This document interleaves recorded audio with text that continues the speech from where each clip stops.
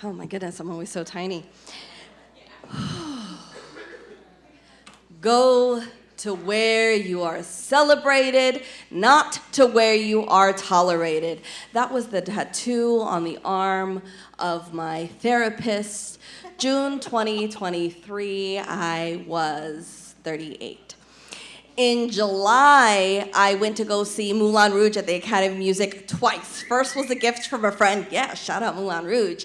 And then the second time, I gifted it to my parents because I'm that kind of sucker who wants to do a shared, memorable experience with those I love. But that second time, truth, beauty, freedom, love.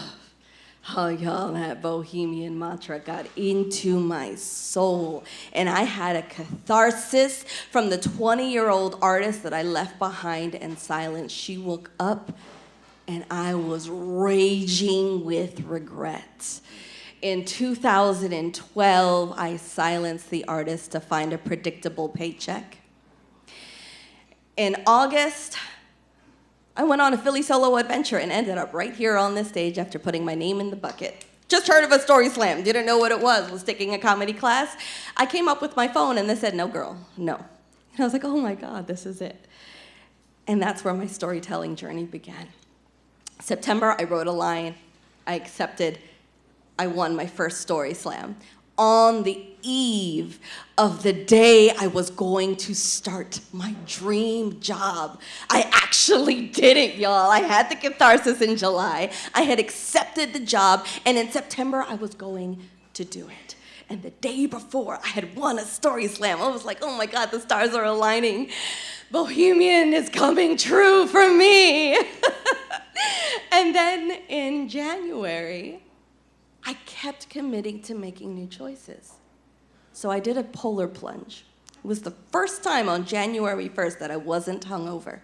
I was sober going into Atlantic City waters. It was a baptism into the way of water. Y'all, H2O is wicked. It changes its substance for every situation, but it keeps its essence. I wanted to do that. In February, I realized it was a fractured relationship with my dream job, but you know, romantic malfunctions. I kept to it. I had the hope. I could fix it. I'm H2O, right? 9 days ago, I left my dream job. I am 39. I am starting over again.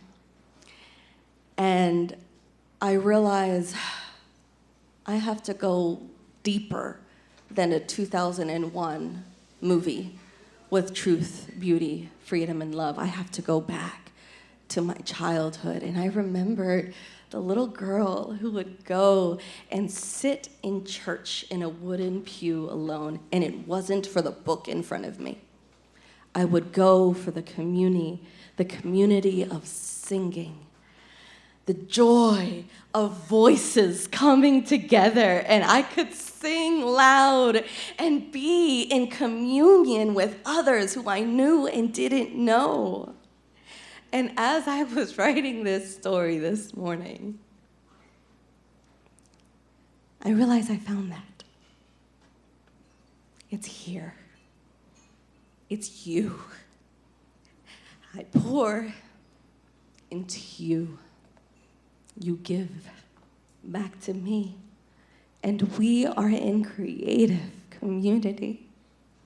So I don't know where I'm going next, but I'm ready to receive the sacrament of storytelling from the ancestors before me and after.